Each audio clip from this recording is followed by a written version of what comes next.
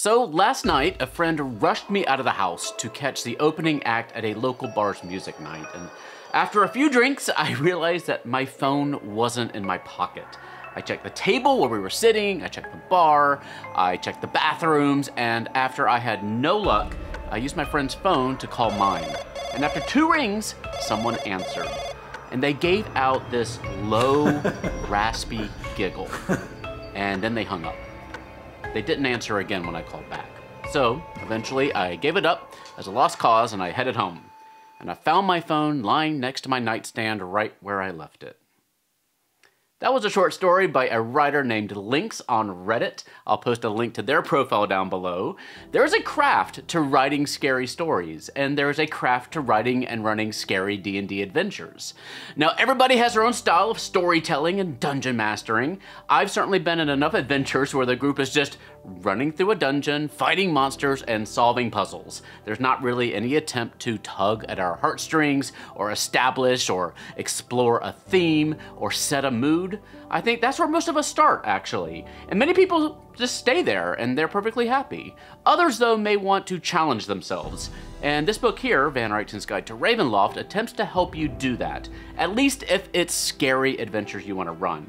It gives you advice on how to craft them, how to use descriptions to help heighten the mood, and I have a resource to help you with descriptions and box text in just a minute, and how to craft your own monsters that are tailor-made to frighten your group or to tell the story you want to tell. Now, this book isn't for everyone, but if you're looking to gain some new storytelling skills, I think it's a good one to have on your shelf. And it also includes an exploration of the various domains of dread in the D&D universe, which are settings that explore different horror themes. This mini-set from WizKids, and many thanks to them for sending it to us to review with you, gives us minis to help tell those stories. Icons of the Realms, Van Richten's Guide to Ravenloft. It features a whopping 52 minis based on art and creatures from the book. Now, if you are looking for more tips on running horror-themed adventures, I also want to point you to this. This is a Pathfinder adventure path, Malevolence, which is a straight-up haunted house adventure with lots of good advice and storytelling ideas. And we also have the first book of the Signal of Scream Starfinder adventure path called the Diaspora Strain, which also has a whole section on running scary adventures. Both of those are great resources, but for today, let's check out the minis in the Van Richten's Guide to Ravenloft set from WizKids. Before we get started today, this video is brought to you by our new sponsor, Describe. As a game master, have you ever wished you had access to a professional writer or editor to help make your scene descriptions more vivid, cinematic, and exciting? Well, Describe may be your new best friend. They have a huge database of scene descriptions to help you describe the action in your game in the most engrossing way possible. They have professionally written box text for everything from locations to 5e monsters to spells to actions in combat to magical items to dialogue, all to enhance the drama and excitement in your campaigns. They have more than 7,000 entries in their database, and it is growing every week. And there's more. They even have ready-to-use battle maps with box text on different sections of the map to help you run and describe the scene. And with a hero subscription, you can even submit your own scenes or your own PCs or NPCs to get a professional writer to help you write up a description worthy of your adventurer. And the hero membership also allows you to submit your own text to be professionally edited. It is a fantastic resource, completely unlike anything else out there, and everything is tagged to help you find exactly the description you need when you need it. You can sign up for a monthly membership, but you can save a bunch of money by signing up annually. And if you use our link below the video or the coupon code GALLANTGOBLIN, all one word, you can save an additional 10% on your first subscription payment. Hint, hint, it also works on an annual subscription. Check out all Describe has to offer at the link below the video, and don't forget to use the code GALLANTGOBLIN for that discount. Starting with a werewolf feels on brand for Ravenloft. Loup Garous are basically super werewolves. They're deadlier, werewolfier, and their lycanthropy is more virulent. If you catch lycanthropy from a Loup Garou, it has to be killed before you can be cured, and even then, it is much harder to remove than just about any other curse in 5e. They have a CR 13 stat block and are considered legendary creatures.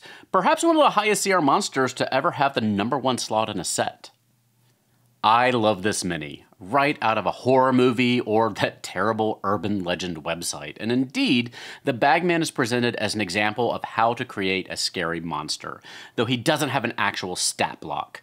The urban legend in the game holds that an adventurer escaped death by abandoning his party and hiding in his bag of holding, where he got lost and slowly transformed into this hideous monster. Now he slips out at night and drags someone back into the bag with him, leaving behind some lost trinket from his hidden kingdom of junk. So you can scare your players with their own gear, especially if things start going missing overnight. Okay, there's something about these that really give me the creeps. They just look so close to like a real thing that you might wake up and find attached to your legs. Carrion Stalkers grow and live inside corpses and burst out when they detect movement nearby, ready to infect another body with their larva. Some necromancers intentionally animate Carrion Stalker-infested corpses as zombies to serve as like walking bombs. They have a pretty fun CR3 stat block. This is one of the cooler minis in the set, though as far as I can tell, it didn't actually appear in the final version of the book.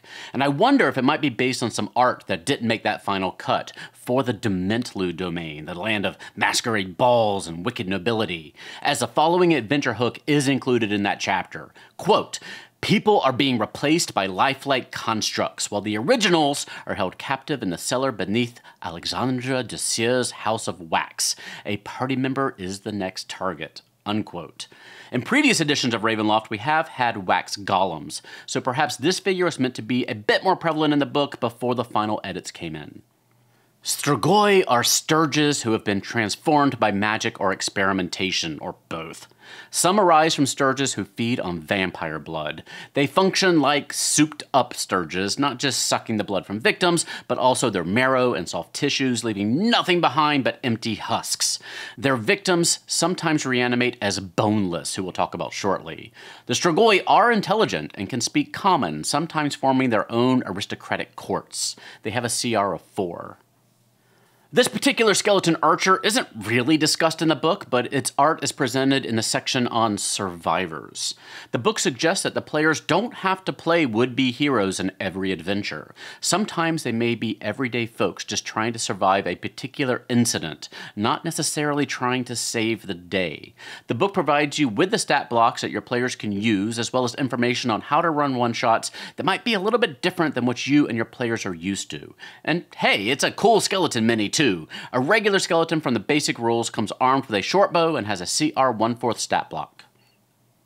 Like many lycanthropes, Wereravens are insular and secretive, but they tend toward the good and lawful more than most. They have quite a presence in the Curse of Strahd adventure, so you'll get quite a use out of that mini in that campaign. Of course, it can also be used for a Kenku, a Tengu, or an Aarakocra if you like. You can use the Monster Manual in the Ravenloft book here to make one of your PCs into a Wereraven as well. They have a CR2 stat block in Ravenloft and in Curse of Strahd.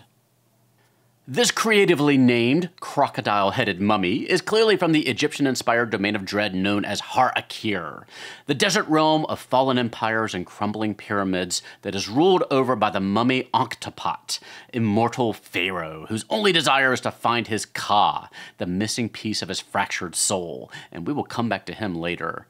There is no mention of a crocodile-headed mummy in the text, nor a stat block, but this art piece is in the book.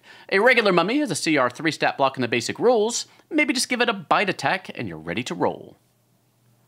As a newer D&D player, this set is a bit of a challenge to review because characters like the Ghost Dancer here seem to have quite a bit of lore behind them in previous editions, but they only get a passing mention and no stat block in the 5e Ravenloft book. The Ghost Dancer is one of several Dark Lords of the Nightmare Land's Dream Domain. The Dark Lords, who comprise the so-called Nightmare Court, are all living nightmares of Caroline Dinwiddie, a potent psychic who repressed her own memories of her own evil deeds. Jiangshi are created when a bitter soul finds itself trapped within its own corpse. They're able to reanimate and then stalk their descendants and others they knew in life, getting retribution for perceived slights.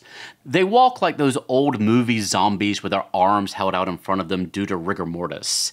They're also able to consume energy from living beings, which gives them the temporary ability to fly, leading many to refer to them as hopping vampires. They're based on Chinese folklore and have a CR9 stat block. Nosferatu was a German adaptation of Dracula released into theaters in 1922, starring Max Schreck as the Dracula stand-in Count Orlok.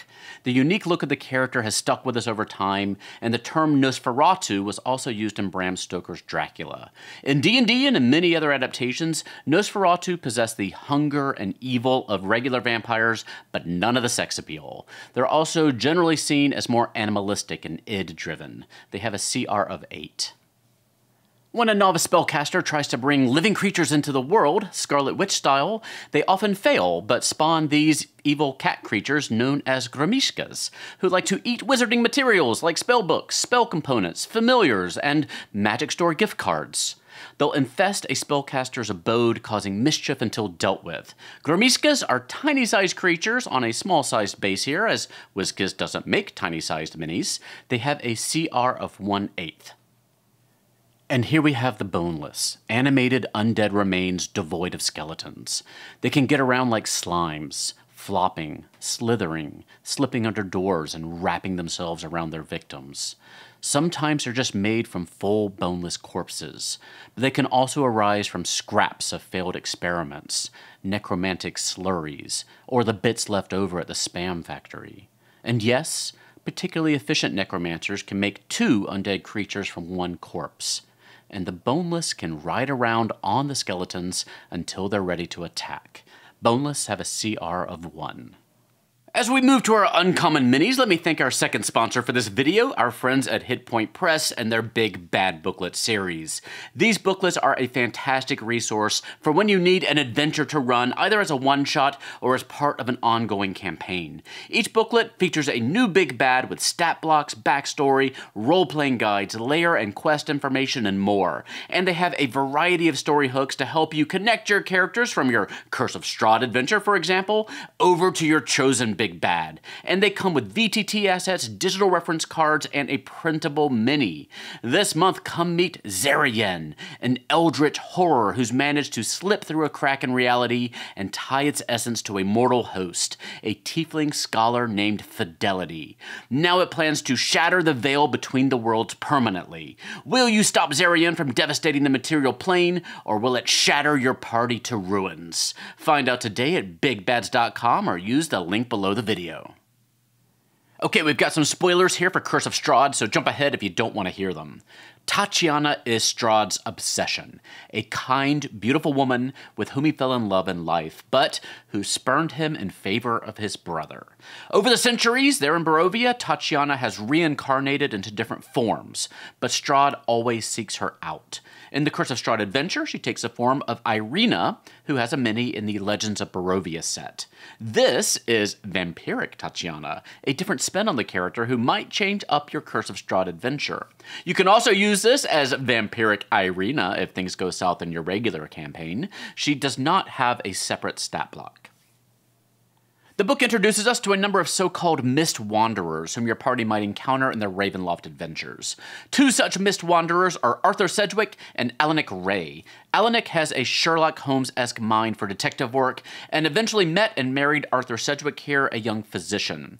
When Alanik took a tumble off of a roof and became paralyzed while being chased by a shape-shifting serial killer, Sedgwick worked to create him a wheelchair to use.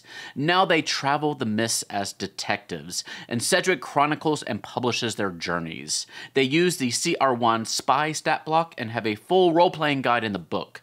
He'd also make for a great investigator mini for your Pathfinder campaigns.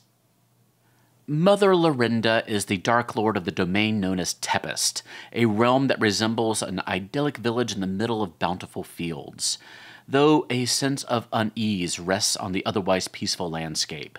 Mother Lorinda is an ancient hag who betrayed her coven and adopted the village known as Viktra so they could provide her with adoration and sacrifices.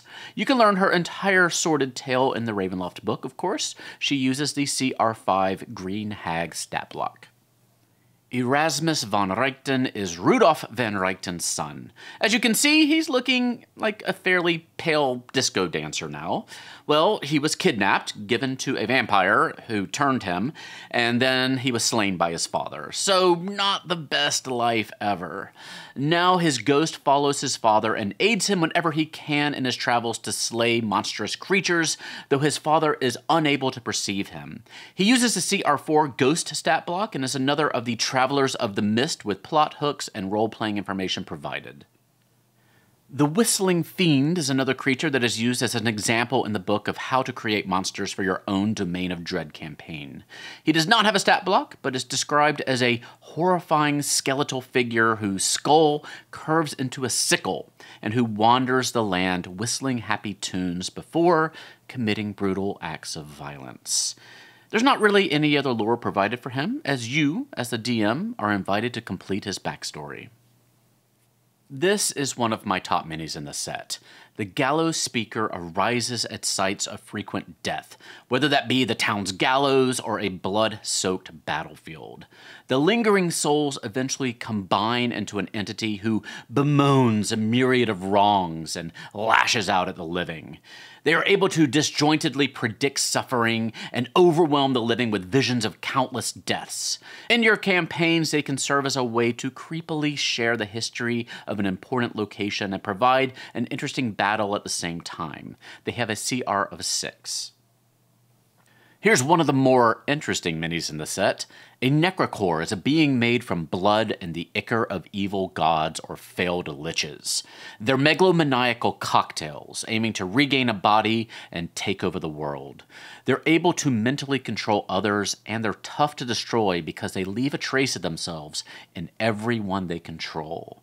A Necrocore named Darkalis Rex is presented as a potential story hook in the chapter about the domain of Darkon, inspired by dark fantasy. A Necrocore has a CR of 7. Elise is a character who appears in the domain known as Lamordia, a land inspired by body horror. Elise was a body snatcher, hired by the Dark Lord of the Realm, Dr. Viktra Mordenheim, who wanted corpses for experimentation. Dr. Mordenheim was convinced that she could overcome death itself. When Elise contracted an incurable disease, Dr. Mordenheim redoubled her efforts, eventually implanting a device known as an unbreakable heart into Elise. Now Elise wanders the icy wastes of Lamordia with her glowing heart, trying to stay hidden lest her secret be discovered. She has a CR5 stat block. Everyone loves a good twist on a Mind Flayer, and Ravenloft has you covered. A vampiric Mind Flayer appears in the domain of Blutspur, your home for cosmic, Lovecraftian horror. It's inhabited by a bunch of Mind Flayers and their Dark Lord, the Dying Godbrain. In its attempt to keep itself from falling further into dementia and eventual death, it's created vampiric mind flayers to go out and drain the cerebral fluids from sapient brains. They return them to the Godbrain's brine pool, hoping to stave off death just a little bit longer. Like Nosferatu, they function as feral mind flayers with a CR of 5. Remember those mist-hopping detectives from earlier? Well, this is the Sherlock of the pair, Alanik Ray. Alanik is brilliant, untrusting, and driven to uncover depravities to make the world a better place. Several adventure hooks are provided in the book to have the pair lead the party on some adventures. Alanik is originally from Darkon, where he got his start by uncovering and toppling his own father's criminal empire. Again, he uses the CR1 spy stat block. You could also use this mini as a gunslinger character in your Pathfinder campaigns. You remember our poor Elise with the unbreakable heart from about 3 minis ago? Well, this is the doctor, now Dark Lord, who implanted it. Dr. Viktra Mordenheim. Mordenheim here has been gender swapped from previous editions and is now the Dark Lord instead of his or her creation, previously named Adam. She can create any construct or corporeal undead in her lab if given enough time. She can also do a brain swap if you're really wanting to throw a curveball at your adventuring party. You're probably not a stranger to Death Knights. We've had a few minis for these undead fallen paladins in the past. They're fun enemies to include in adventures. I had one in my adventure for the Uncaged Goddesses book, but this here isn't just any Death Knight. No, this Death Knight appears in the House of Lament adventure in the Ravenloft book. I don't want to give too many other details, including his or her name, but you'll be glad to have this mini if you do run that adventure. A standard Death Knight has a CR of 17, and actually, the character this mini represents in the House of Lament adventure is a slightly altered Revenant with a CR of 5. Relentless Killers are revenge-obsessed creatures who enter into pacts with devils and similar to gain power. Any semblance of their former life is eventually washed away as they become, well, Relentless Killers. The book walks you through how to create a Relentless Killer and offers 2 example stat blocks, the Relentless Slasher and the one represented here, the CR12 Relentless Juggernaut.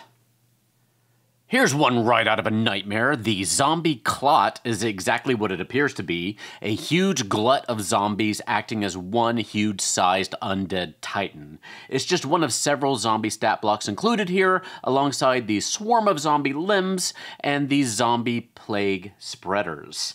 The zombie clot is a CR6 creature who can bury foes under piles of undead corpses.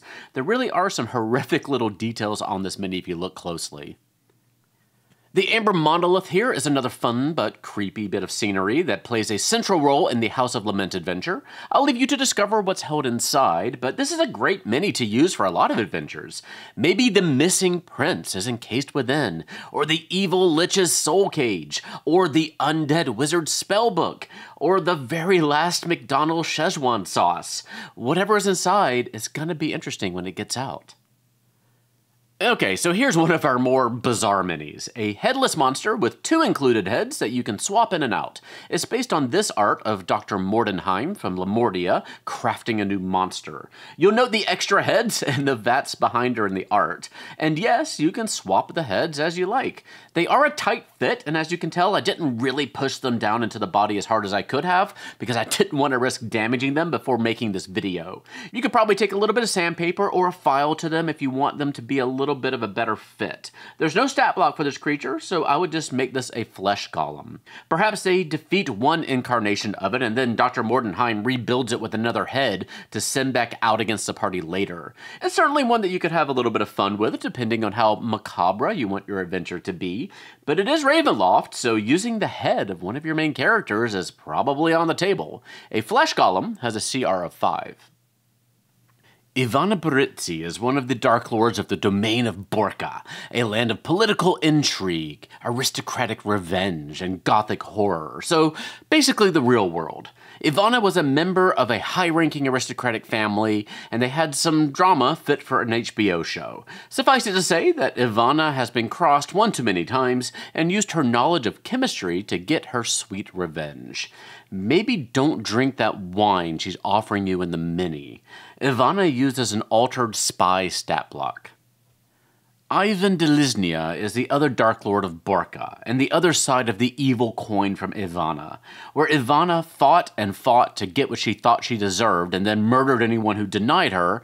Ivan, at the same time, was childish, spoiled, and sadistic, even to the point of speaking with a childlike whining voice. Where Ivana was saddled with eternal youth, Ivan is extremely old, though still as physically fit as he was in his youth. He uses the stats of a noble with some extra abilities. Remember Mother Lorinda, the Dark Lord of Tempest that we talked about earlier?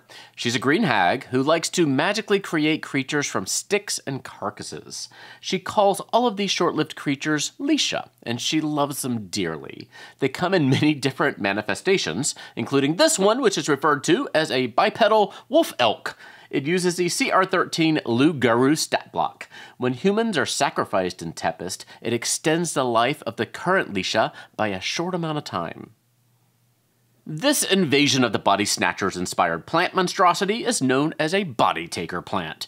It seems to become the dominant life form of any of the places it finds itself. It can consume people and then replace them with duplicates called podlings. And you can only really kill one if you salt or poison the earth around the plant after you strike it down. It has a CR7 stat block. Welcome to Valichan, the dread domain of the hunter, a hostile wilderness where those who survive all the diabolical traps are instead hunted down by the immortal Dark Lord Chakuna. This is a land to play out all of your Heart of Darkness stories. Chakuna became the Dreadlord by defeating the oppressive former Dark Lord and consuming his heart, placing her own on a pedestal within a secret temple. To maintain her dominion, she must perpetually sacrifice more lives. You can stop her, but to do so, you must make the same sacrifice she did. Chakuna uses a modified CR4 Were-Tiger stat block. Note that throughout the book, the Dark Lords are assigned base stat blocks, like Chakuna with the Were-Tiger, with some vague suggestions for altering them, but they generally don't have a complete stat block for you to rely on. One of the more standard minis we get in this set is the Displacer Beast, but it's not here just to fill a slot. Displacer Beasts roam the domain of Valichan, and as you may have noticed in the artwork in the previous mini, one serves as a companion to Chakuna, namely a preternaturally cunning Displacer Beast known as Yana. Displacer Beasts have a CR3 stat block in the monster manual.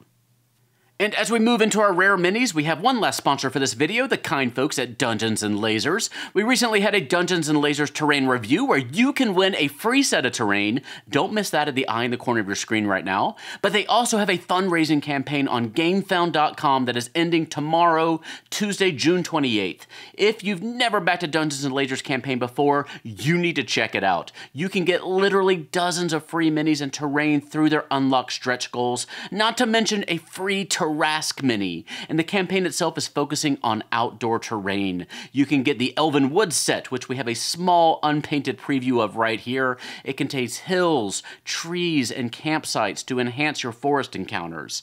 And they have Swamps of Doom with flora and fauna from the swamp, a dock system, and a boat. And they have the Land of Giants with huge crumbling statues and monuments. Finally, you can pick up the Creature Pack with 32 minis, including centaurs, creatures, spiders, and a wyvern. They even have custom game mats to put all your outdoor scatter terrain to use. You do not want to miss out on your chance to get so many quality minis at such a low price. And again, check out our reviews of previous Dungeons & Lasers sets to see how good they are. Use the link below the video or in the eye in the corner of your screen right now to back today. That's Dungeons & Lasers Encounters on GameFound.com, ending tomorrow, Tuesday, June 28th.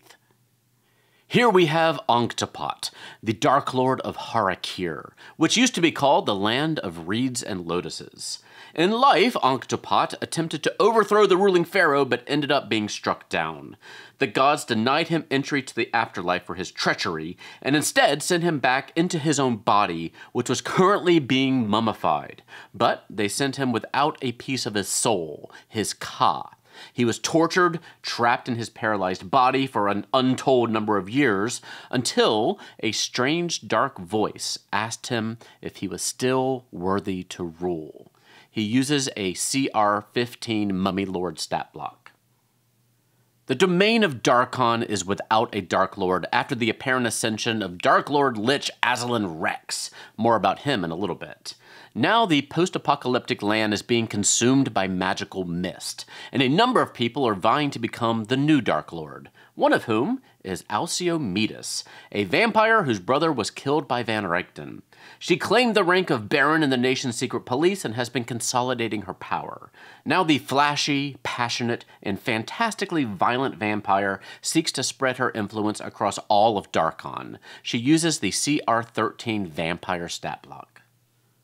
Allow me to introduce you to the domain of Kartakas, where everyone is a performer pursuing their dazzling dreams. Even the trees, flowers, and birds do their best to entertain when someone walks by. Fame is always just around the corner. You just have to cut someone before they take your spot.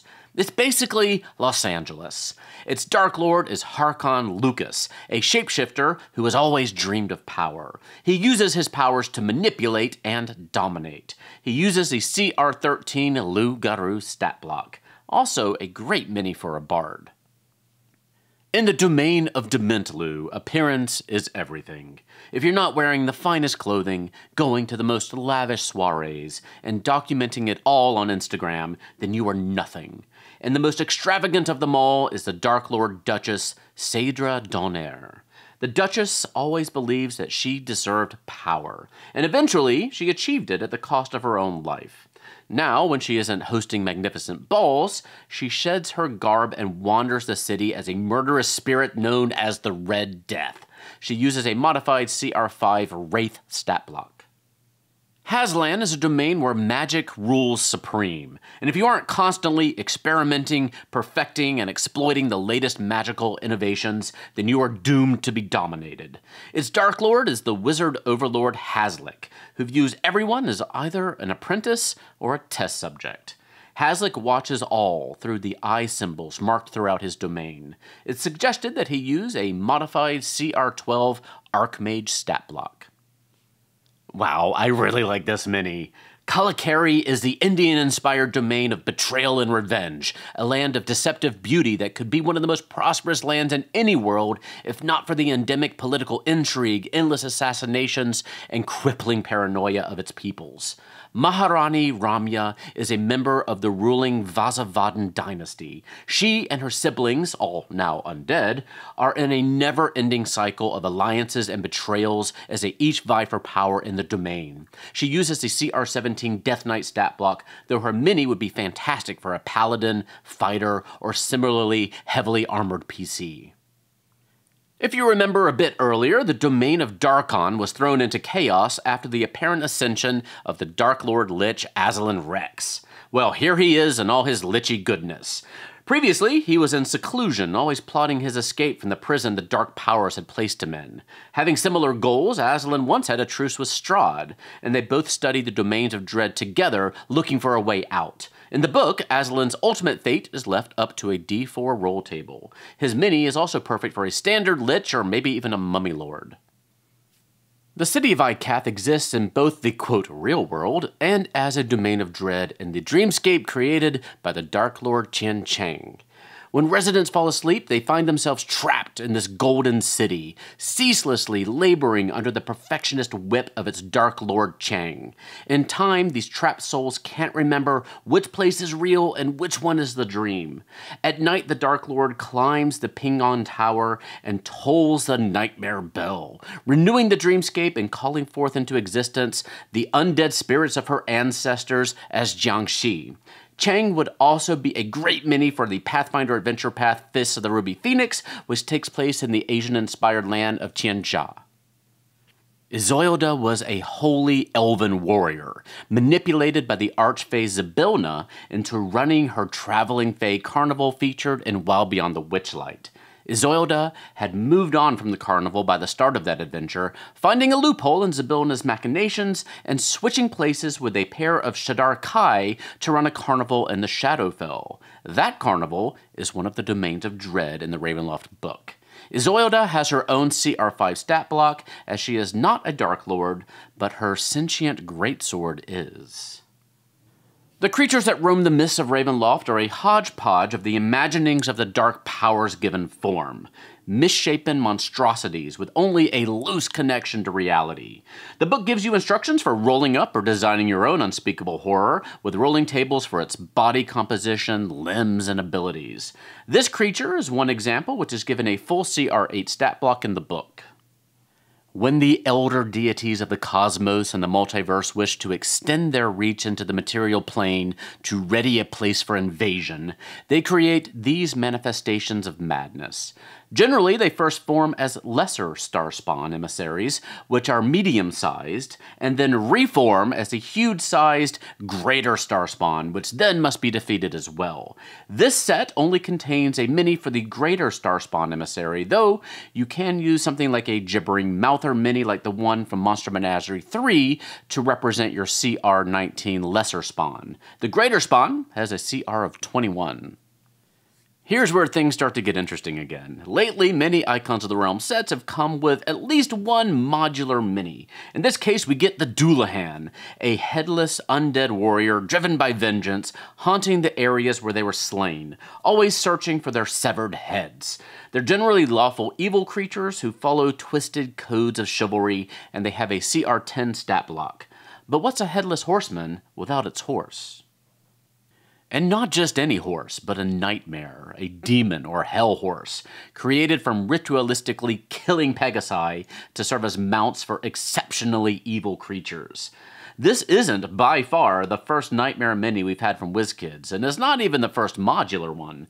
We also got one in the Descent into Avernus set with a Narzagon. First though, Nightmares have a CR3 stat block in the basic rules. Just like our previous WizKids modular mount minis, this one comes with a few extra pieces to combine and separate them, so be sure to keep it all stored together. Just like our previous WizKids modular mount minis, this one comes with a few extra pieces to combine and separate them, so be sure you keep all those pieces packed together. Like the previous ones, this set also comes packed together in the same booster box. Now again, frustratingly, the two Nightmares and the Dullahan and the Narzagon figures come with differently shaped connectors, so they're not really swappable. The mounts from the Wild Beyond the Witchlight set won't work either, so unfortunately my plan of having a Dullahan on a rocking horse aren't really going to come true today. I really want a standardized mount connection system from WizKids one day, but until then, I'm just glad we have a few of these modular figures now because they are a lot of fun, honestly. What other modular mounts would you like to see? I think a pack of good classic PC minis and riding horses would be a great place to start. And now we begin the blue phase of our Ravenloft mini collection, starting with Lord Wilfred Godfroy, an angry and abusive minor noble and murderer who took his own life after being haunted by his victims. But he lingered as a spirit and continued to be haunted. In his desperation, he used a device known as the apparatus, which he hoped would put spirits to rest, but instead, it killed every living being in the region, sending the whole region itself into the domains of dread, and Lord Godfroy became the Dark Lord of a land of ghosts that he had created, a land now called Mordant. This image here from the Mordant chapter of the book was the inspiration for the Lord Godfroy mini and the last three minis of the set, all of whom are ghosts. First, we have the so-called Split Skull Thug. Now, none of these minis have any particular lore behind them, so let's just talk a bit about how the Ravenloft book helps you craft adventures in these various domains of dread, focusing here on Mordant, the land of ghost stories. As a setting guide, you of course get all the information about the domains, the influential personalities who live there, and any particular rules that govern these spaces. Then you're provided various story hooks, along with what story themes the land is meant to support. In the case of Mordant, the book recommends that you focus on stories that deal with the lingering influence of the past, the weight of tradition, and the ongoing effects of generational curses. A society where everyone is assigned their place in the pecking order, and anyone who dares to step out of line is punished. Now, there is a table of very specific adventuring hooks, such as this one, quote, "The baronet of a small estate is forced to commit increasingly heinous crimes each day or face unspeakable torment at the hands of his ghostly ancestors who suffered under the same curse," unquote. But the book also provides you with a way of generating ghost NPCs. You get 3 rolling tables to establish them. One for their history, one for the tragedy that befell them, and one for the relationship that keeps them tied to the world. For history, you get things like the ghost died so recently that they might not yet fully realize they are dead. The tragedy might be society shunned the ghost unfairly in life. And the relationship might be a person who loved the ghost in life refuses to let the spirit leave. Each table has 10 options. And if you're looking for ghostly minis to represent your newly generated ghost NPCs, well, this set has 4 options for you here. The Ravenloft book had a mixed reception, which isn't too surprising given how beloved the setting is by longtime fans. The established domains all had updates, which moved their histories forward, and everyone knows that us nerds love change. The most frustrating thing for some folks is that the Dark Lords didn't get their own stat blocks. And of course, this is by design. When you think of horror stories, very rarely do the heroes ever face off in direct combat with the ultimate villain. And generally, the villain has enormous powers over the environment, in this case, the domains of dread themselves. And they'll use that power to keep the heroes from ever getting close enough to take a stab at them.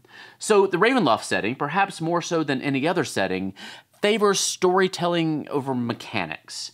So when it comes to a mini set, it's a bit of a conundrum, as minis are made for direct rules-based combat. But many of the Dark Lords aren't really designed that way. Now, if you do want to include a final epic confrontation using your new Dark Lord minis, some enterprising fans have devised their own stat blocks, which you can find on DM's Guild. And as far as the minis go, it's generally a pretty specific set. We get a couple of mainstream monsters like the Skeleton and the Displacer Beast, and some NPC minis that would make excellent PC minis. I'm not sure if any of the minis in the set really took my breath away, but if you enjoy infusing horror and the undead into your adventures, or if you're running campaigns in Ravenloft, obviously, this set should expand your options greatly.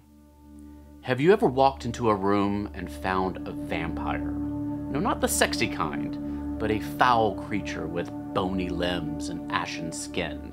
The kind that snarls as you enter like a beast about to pounce. The kind that roots you to the spot with its sunken hypnotic eyes, rendering you unable to flee as you watch the hideous thing uncoil from the shadows. Has your heart started racing, though your legs refuse to? Have you felt time slow as the creature crosses the room in the darkness of a blink? Have you shuddered with fear when it places one clawed hand atop your head and another under your chin so it can tilt you, exposing your neck? Have you squirmed as its rough, dry tongue slides down your cheek, over your jaw, to your throat, in a slithering search that's seeking your artery? Have you felt its hot breath release in a hiss against your skin when it probes your pulse, the flow that leads to your brain? Has its tongue rested there, throbbing slightly as if savoring the moment? Have you then experienced a sinking, sucking blackness as you discover that not all vampires feed on blood?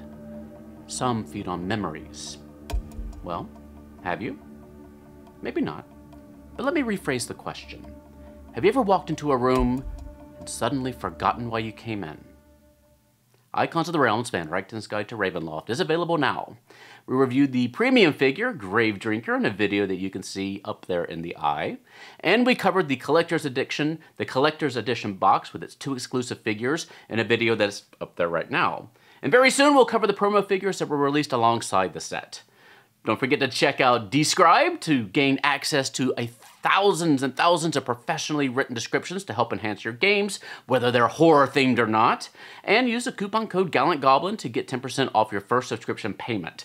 Check out the Big Bad Booklet series from Hit Point Press to get ready-made adventures to tell at your gaming table. And finally, go get your pledge in for Dungeons and Lasers Encounters right now before it's too late. You don't want to miss out on dozens and dozens of free stretch goal minis. All those links are posted down below, as well as the authors of our 2 short stories today. The first one again by Links on Reddit, and the Memory Vampire story by I Post at Midnight, also on Reddit. Liking the video today helps other people find us, and your subscriptions help us grow and improve the channel. The very best way to help us stay on the air, though, is to use our sponsor links down below to get yourself a bunch of cool stuffs while supporting us here at the Gallant Goblin. You can come chat with us on Discord and join us on Twitter, Facebook, and Instagram. For now, stay safe, have fun, love each other, and I will see you next time at the Gallant Goblin.